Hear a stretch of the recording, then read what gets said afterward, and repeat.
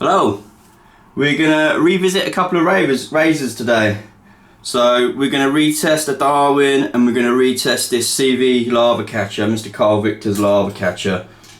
I'll pick the prettier one of the two just because she's a pretty razor and I prefer shaving with it just for that reason. So what I've done is basically I've gone backwards with my edges the last week because I've been experimenting with natural stones and naguras and this and that, and anyway, long story short, I've definitely gone backwards, so I've had to have a bit of a rethink and a rejig, and so I thought, well, you know, let's do it properly, so let's redo the edges we did. So basically, long story short, I was going from a 2000 to straight to the naguras and then to my finishers and whatnot, and I just don't think I went the right way. Basically, I think I had to spend a lot more time on the naguras, whatever way you look at it, and you know, frankly I didn't. So what I've done is I've gone back to the drawing board and I've took everything back up to a Shapton at 8000, minus the blade that's in the CV now, and also I've got a razor downstairs, one of my new keepers, a J. Hengel's 401. Just to see if my face can tell the difference between an 8000 and a 12,000 Shapton to them and naguras, and it's the first time I'm trying out my big clunker of a Mejiro nagura as well, and it's a lot nicer to use, it's a lot bigger, it's just, yeah, on the whole, a lot better. You know, that little one was taking, I ain't kidding you, it was taking forever to get any form of slurry up on my hard Jnat, so that's not time effective for me. You know, every week I'm kind of doing, well, nearly sort of 10 razors and touching a lot more than that, if you know what I mean, taking them through the various stones, so you just don't pay to have anything little really. Today I'm going to be shaving with my Cat 246, lovely soap. My dear Gran bought it to me for Christmas, and you know, every time I shave it I can think of her. It's lovely. It's just a lovely scent, lovely smell, and as you can see, it quite lavers up quite effectively. Yeah, I've got a leaky tap here. Excuse me. There we go. That's a bit better. I'm still getting to grips with my new synth Chubby 2, but I definitely prefer it to my Kent, and I will try and remember to bring my Kent in next time, and so you can see the size difference because it's something else. Like when I got that Kent, I knew it was massive, but you just get used to anything, don't you, over time. So, right, so this is the one that's gone to a 12,000, and instantly that's different. Yeah, this is what I mean. So I thought it was my technique more than anything, and it weren't. After I thought about it, I thought, oh, let's have a look, let's have a look. You know, they were still doing the hair test, HTT, sorry, HHT, but it just felt toothy. See where it catching the lava? Brilliant. Well, I'm not meant to do that.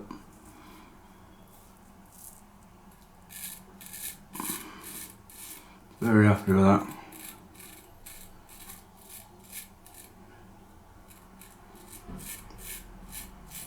It's still definitely some of my technique, because like I said, I'm not used to shaving with these lava catchers, or look, took one of my moustache hairs. Oh no, ain't actually, it's one of my brushes.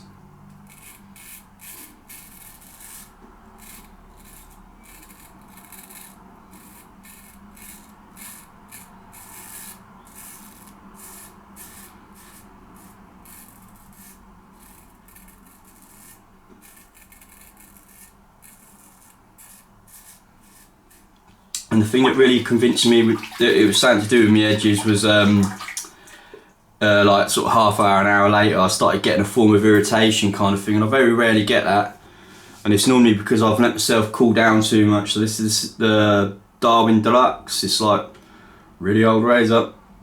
Hang on, nearly did it the wrong way there.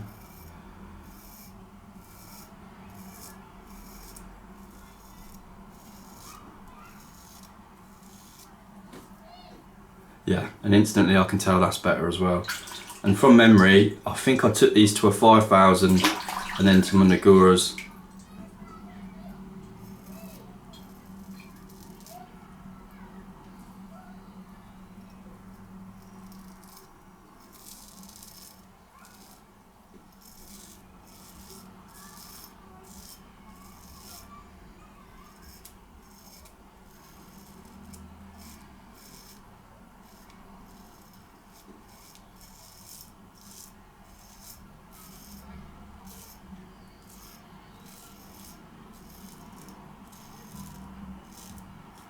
Even though I taught myself to shave with a straight razor, both hands from the outset, it feels really weird using one of these with my left hand. It's like pinging in my brain, if you know what I mean.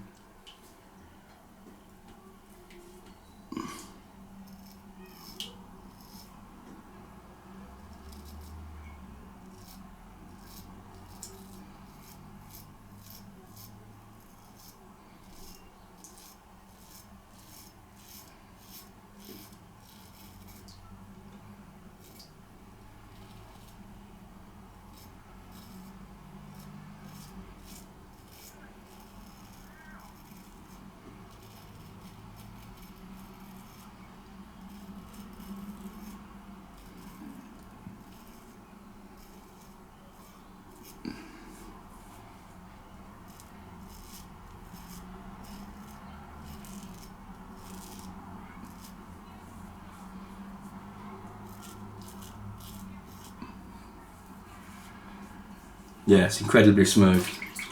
And I can nearly guarantee I'm not going to get any irritation for that, so I'm really happy that's worked out. Like, I put a post on one of the forums just earlier of like a photo of all these little blades that I've been doing this week. So I had 10 CV blades, like these little lava catchers, and then 2 of these Darwins. So 12 of these, and I ain't kidding you, it's been hours and hours and hours. You know, it's just as well I've got high levels of concentration and, well, determination, I think you could call it, because my days.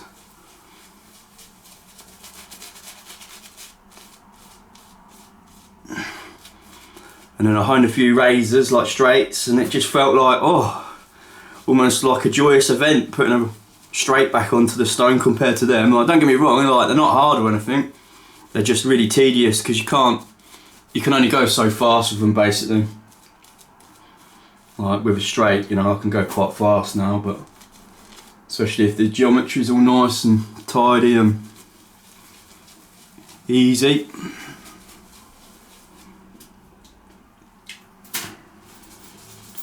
A little bit more soap in there, I think.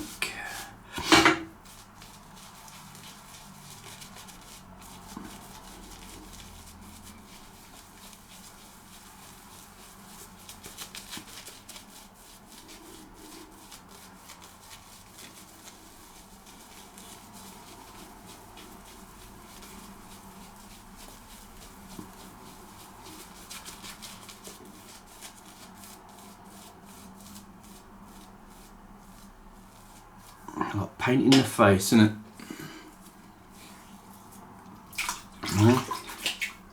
Alright, let's go against the grain.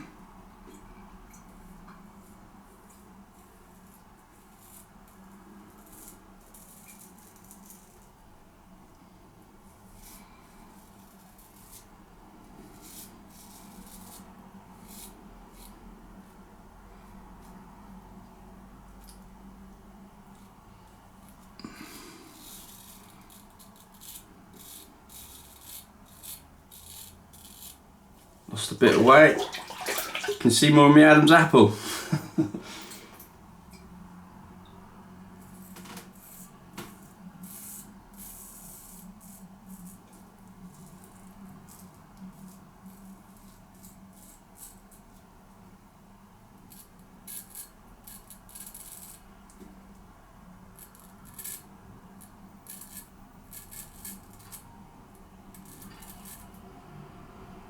That's where my technique feels the most awkward, right on the tip of my chin.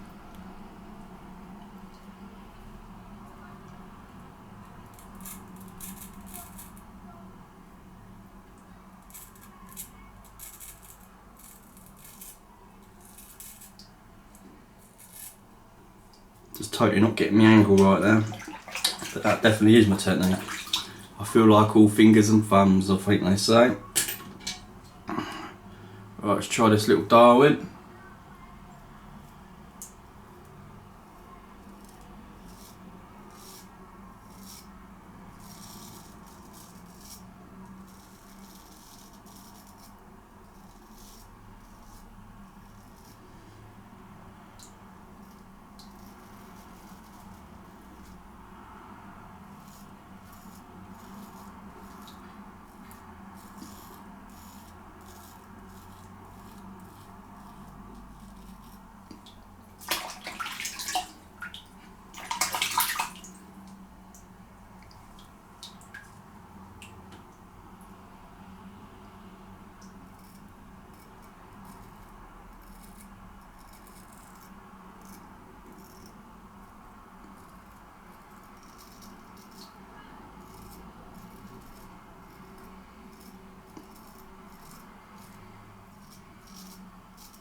Feels a little bit easier to wield on my chin, the little Darwin. It's just the angle and stuff. But as I said in the last video about it, you know, you soon get to grips with these things. Whatever you use enough, before you know it, you kind of master them.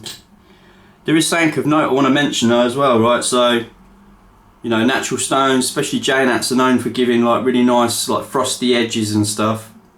Well, these blades, because I got into a higher grit, and especially this 12,000, even on the Jnats, it didn't really do the same kind of frosty appearance. And that is because these are very, very hard. Like, they're harder than normal, you know, Swedish steel. Like, and I can remember reading about it, like when I was trying to put some study into it and whatnot. And I come across, like, many a times people were basically saying that they were done so in today's world the Rockwell would be higher, you know, so they probably are a bit more brittle, but I think they're right at the end of what we can attain in terms of sharp edge without being brittle, meaning chipping. And I actually come across a NOS blade of them, and it actually said on the packaging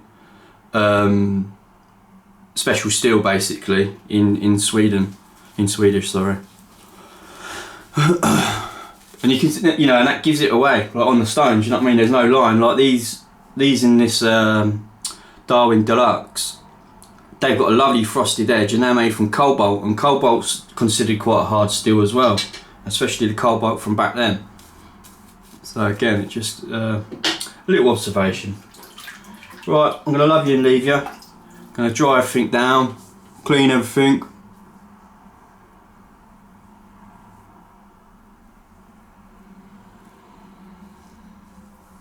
Not much in it. It's hard to tell. If I was going to pick a winner, I'd probably say the Darwin. Just left two little bits there on both sides.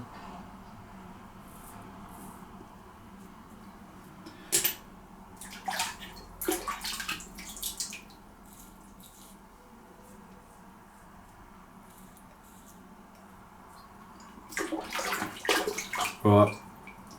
That's your lot. I hope you enjoyed that a little bit, and I'll see you again next time maybe. Ta-ta for now. Toodaloo.